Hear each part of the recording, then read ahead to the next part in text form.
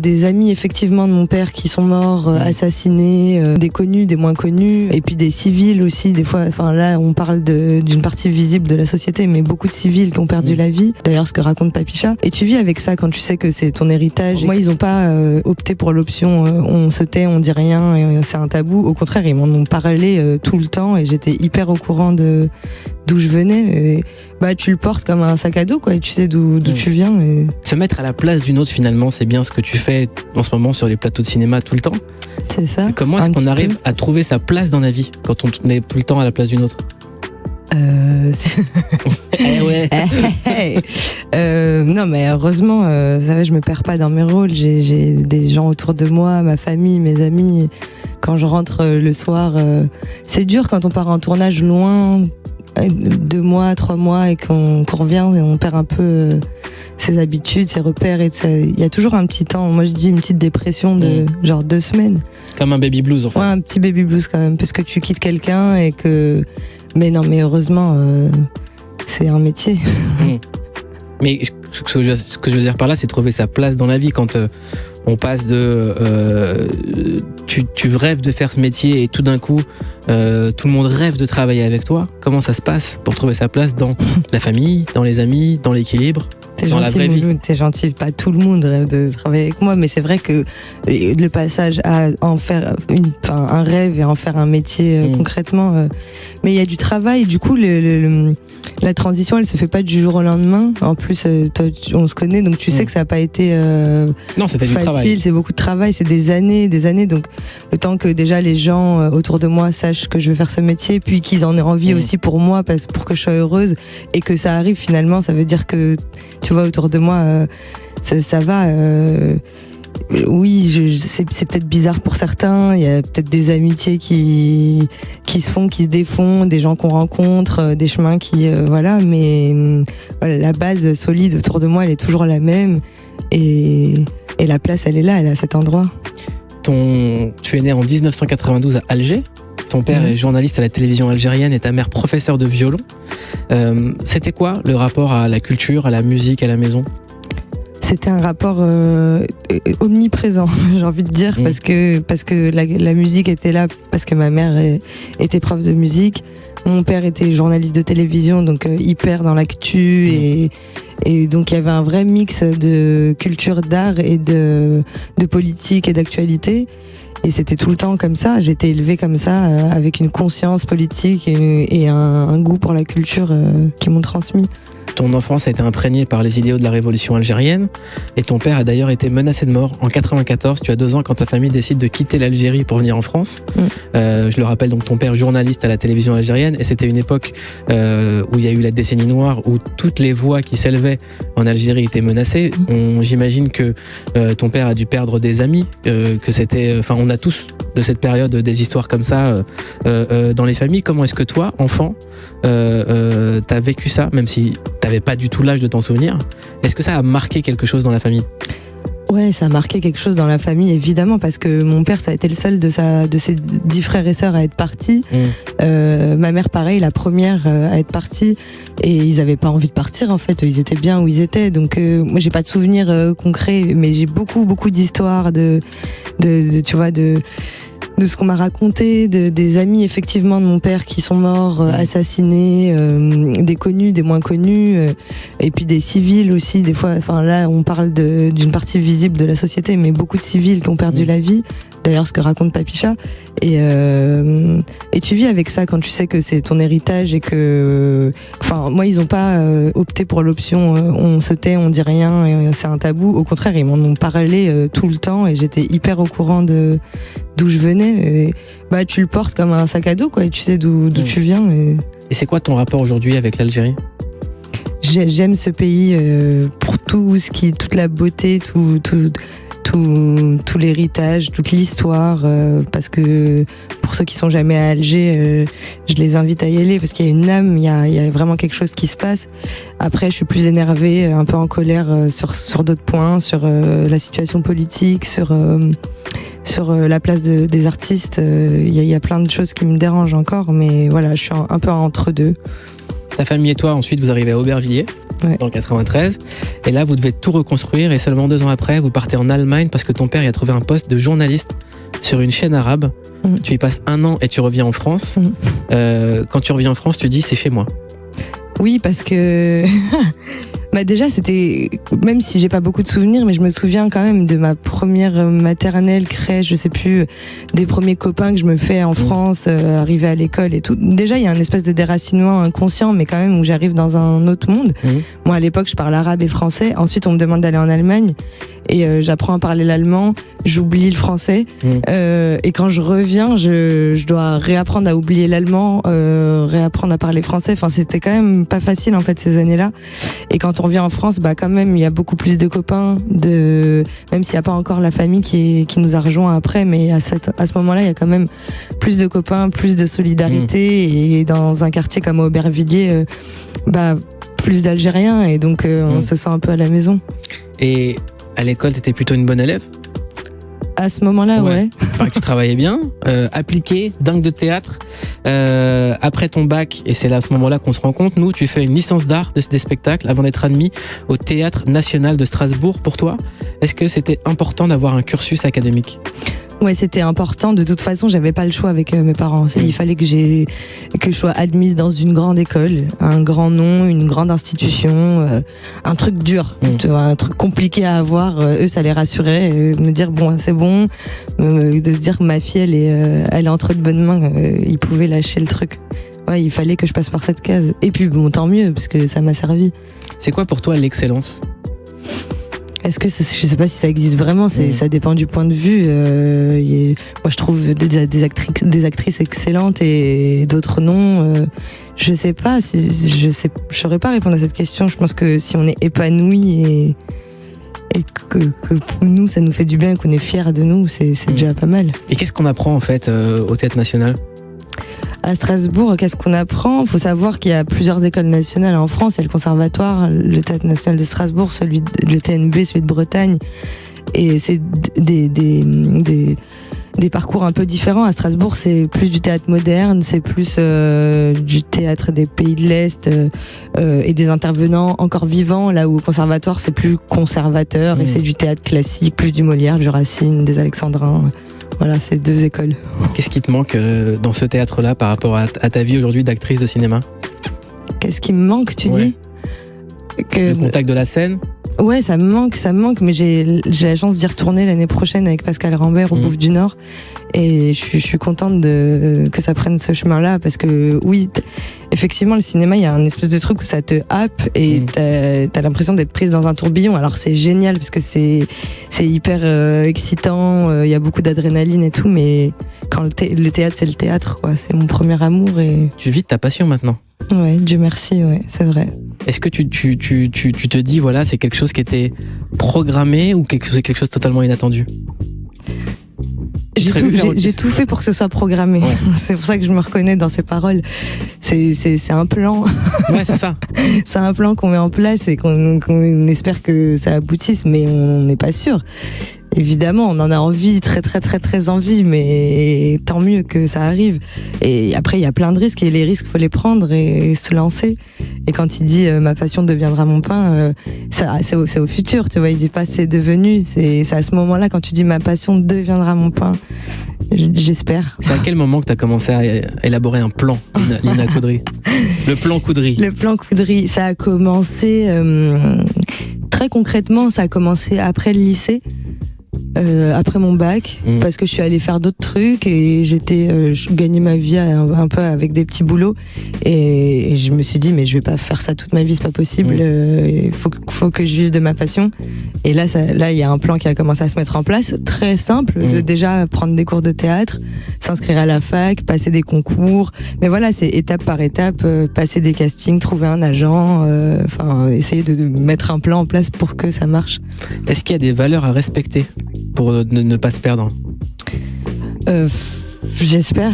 Ouais, j'espère être loyal, être juste, être droit, suivre son instinct, pas essayer de trop calculer, parce que quand je dis c'est un plan, finalement j'ai suivi juste une flamme qu'il y avait dans mon cœur et j'ai mis toutes les cartes de mon côté, mais Mais j'ai pas calculé, j'ai pas appelé des gens pour les payer et leur dire bon, s'il te plaît. Ouais, donc je sais pas, être loyal, sincère, droit. Je remplace centime par sentiment, mon cœur se transforme en billet. Comment faire, Lina Coudry, pour que le cœur ne se transforme pas en billet?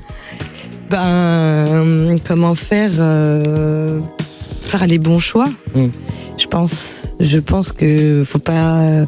J'ai l'impression, c'est vrai que on est dans un monde où on est complètement tous attirés par faire de l'argent, du bénéfice, aller plus vite. Et je pense qu'il faut un peu mettre le frein et regarder. J'ai eu la chance de travailler avec Nathalie Baye qui justement me parle beaucoup de ça et me dit à chaque fois ne sois pas attiré par des projets qui vont, où il y a plein de paillettes d'un coup et en fait qui vont peut-être te porter préjudice. Fais quand même, mais c'est suivre son instinct en fait. Ça dépend ce que tu veux dans la vie. Hein. Si t'as envie de faire de ton cœur un billet, chacun son truc. Et toi, qu'est-ce que tu veux dans la vie? Moi, je veux juste continuer à faire ce métier qui me fasse du bien comme il m'en fait aujourd'hui et être en bonne santé, heureuse avec les gens que j'aime. Message à Nekfeu, où que tu sois, donne des nouvelles. Hein. Ouais, s'il te plaît. Il nous manque un peu Nekfeu là. Hein. Bah ouais, moi je trouve que moi il me manque, j'adore ce qu'il fait, j'aime beaucoup ses sons, même ce qu'il propose visuellement, tout son projet mêlé au cinéma, à la musique, j'aime beaucoup. Et c'est du rap hyper pointu.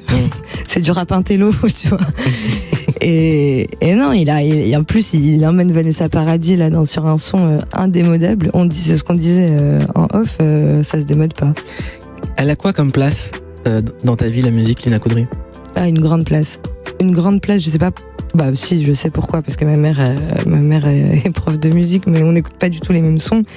Mais ça m'emporte pour tous mes rôles. J'ai besoin d'avoir ma playlist du moment pour mon tournage, et puis avec mes potes. Enfin, je sais pas, je sais pas, 50% de ma vie, je dirais.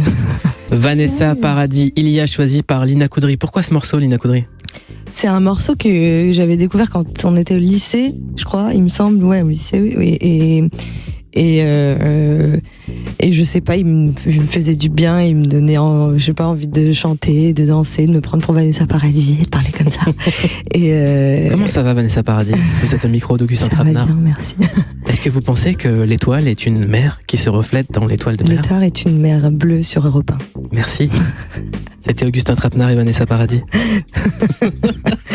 Non, mais c'est une chanteuse que j'aime beaucoup, une actrice que j'aime beaucoup, et je sais pas, c'était un peu le chic à la française qui me faisait un peu rêver. Est-ce que ça te manque de danser? Est-ce qu'on danse encore? Tellement, énormément. Non, on danse plus. Je sais pas où j'ai envie de... Tu veux pas me faire un coin là pour que je danse, s'il te plaît? Je te mets un petit chauffage. Tu mixes un peu, Mouloud. Mais non, ouais, c'est horrible cette période. On danse plus, on n'a plus le droit de laisser s'exprimer nos corps. C'est franchement dur. Ouais. Qu'est-ce que la danse t'apporte le plus? Qu'est-ce qui te manque le plus de l'époque où on pouvait se dire viens, on va danser? Un lâcher prise total, un lâcher prise. Mais on peut pas faire comme si nos corps n'existaient pas et faire comme si on mettait des masques et qu'on disparaissait derrière un masque. C'est pas vrai. Enfin, on a des corps, on est une chair, on a besoin de vivre. C'est de l'énergie, c'est de la matière et ça s'exprime, ça transpire, ça bronze. Enfin, je veux dire, c'est vivant, quoi. C'est quoi ton meilleur souvenir sur un dance floor? La soirée dont tu te souviendras toute ta vie. J'en ai plein. La soirée dont je me souviendrai toute ma vie. C'est peut-être cet été, on va dire, en Corse, parce que c'était la dernière fois que j'ai dansé depuis longtemps et qu'on savait que c'était pas. Donc on a vraiment profité de ce moment. C'était avec plein de potes, notamment des membres de l'équipe de Papicha, et où on s'est bien éclaté et juste d'être en communion. Mais c'est vraiment ce sentiment on a été privés et donc on nous lâche comme des animaux en fait. Et là et tu sais que ça va repartir dans pas longtemps, donc tu profites à 2000%. Tu regardes un peu de séries en ce moment? Pas trop. Là, il faut que je me mette à la saison 2 d'Euphoria parce que ça vient de sortir. Je crois que c'est la série qui m'a mis la plus grosse claque. Avec Zendaya. Disponible sur OCS, dans les off-canal, sur MyCanal. Abonnez-vous, c'est super. Non, mais c'est vrai. Faut franchement y aller parce que c'est incroyable en fait cette série. Vraiment, tout simplement, Zendaya, elle est incroyable. Pour quelqu'un qui ne connaît pas Euphoria, comment est-ce que tu peux leur pitcher la série? pitcher la série, c'est le portrait d'une jeunesse américaine un peu pour certains en débauche, pour certains qui se cherchent, des jeunes qui savent pas trouver leur place finalement et qui vont un peu pousser les limites et les dépasser. Et c'est surtout du grand jeu d'acteurs. Vraiment, Zendaya, de toute façon, elle a eu un Emmy Award, donc ça y est, c'est plié. Mais quand même, la saison 2, je pense que ça va envoyer du lourd et une mise en scène incroyable, une image incroyable. Franchement, quand j'ai vu ça, je me suis dit, mais qu'est-ce qu'on fait, nous, les Français? Pourquoi on n'a pas le droit? Zendaya, par exemple, elle se soucie pas de son image. Elle est passée d'icône Disney qui est capable de faire Spider-Man comme totalement trash dans Euphoria. Oui, alors j'ai pas envie d'avoir ce discours-là, dire mais parce que c'est des Américains, mais quand même il y a un truc où en France c'est moins possible de passer de. Justement, j'aime beaucoup Vanessa Paradis parce qu'elle est autant chanteuse qu'actrice et j'aime bien qu'il n'y ait pas cette frontière-là. Moi, j'adore chanter. Billie Eilish, c'est un son que je chante dans ma salle de bain mais bizarrement il y a beaucoup de frontières qui se créent et que j'admire que ce soit pas le cas dans d'autres pays. Tu pourrais faire de la musique, toi? Moi, j'aime tellement la musique que si demain on me demande de faire de la musique, je le fais. Donc, s'il y a des producteurs qui nous écoutent, envoyez des prods à Lina Coudry. Je sais pas si je suis talentueuse, mais why not? Donc, c'est un truc que tu peux avoir en tête. Oui, enfin que j'aime, mais que je me permets pas encore de rêver de faire un album ou d'enregistrer un son. Mais j'adorerais me retrouver en studio et pourtant, je sais même pas si c'est possible, tu vois. Il y a des gens qui t'ont pas pris au sérieux quand tu leur disais je veux être comédienne ou je suis comédienne. Ouais, il y a le premier producteur avec qui j'ai travaillé, bon, je dirais pas qui, on s'en fiche, mais qui m'avait dit, mais je me souviens, j'avais pas d'agent, donc c'était moi qui négociais mon contrat toute seule et qui m'avait appelé au téléphone et qui m'a dit, mais vous êtes sûre que vous voulez être comédienne, mais vous serez jamais actrice? Et j'avais bugué comme ça, j'étais toute jeune. J'ai dit ok, on verra. Et j'ai raccroché. Et ça s'était avec lui très mal passé. Et par la suite, j'ai dit déjà, je veux plus avoir affaire au producteur en direct. Et je vais me protéger. Je vais mettre les choses en place pour que ça se passe correctement. Ouais. Ça fait partie des choses bizarres qu'on entend quand on est comédienne, ça? Quand on démarre? Oui, c'est bizarre pour une jeune fille qui a plein de rêves, plein d'espoir et qui est tellement heureuse de faire partie d'un premier projet. C'était vraiment mon premier projet. Et ouais, quand on reçoit ça à la gueule, c'est un peu violent. Ouais. Comment on fait? On encaisse, on se dit ok, j'avance, tu vas voir. On encaisse, ouais. J'aimerais qu'on revienne sur une expérience où j'étais hyper fier de toi, c'était de te voir dans le film de Wes Anderson. Ouais. Raconte-moi comment ça s'est passé de te retrouver, de passer de Papicha à The French Dispatch.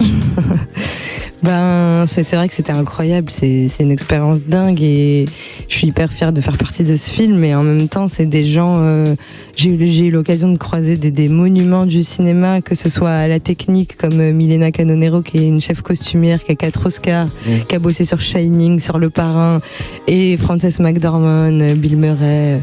Enfin c'est vrai que j'ai eu la chance, et merci Dieu encore, mais d'avoir fait partie de cette aventure. Et je remercie Wes parce que je sais pas pourquoi il m'a choisi encore, j'ai pas compris. Il a vu Papicha, c'est un super film, Papicha. Il avait pas encore vu Papicha, c'était même pas encore sorti au moment où on a tourné. Et je me souviens que j'avais appris qu'on allait à Cannes pour Papicha quand on tournait le film de Wes à Angoulême. Il était hyper heureux, Frances aussi, elle était hyper heureuse. Ils étaient genre, t'as besoin de quoi?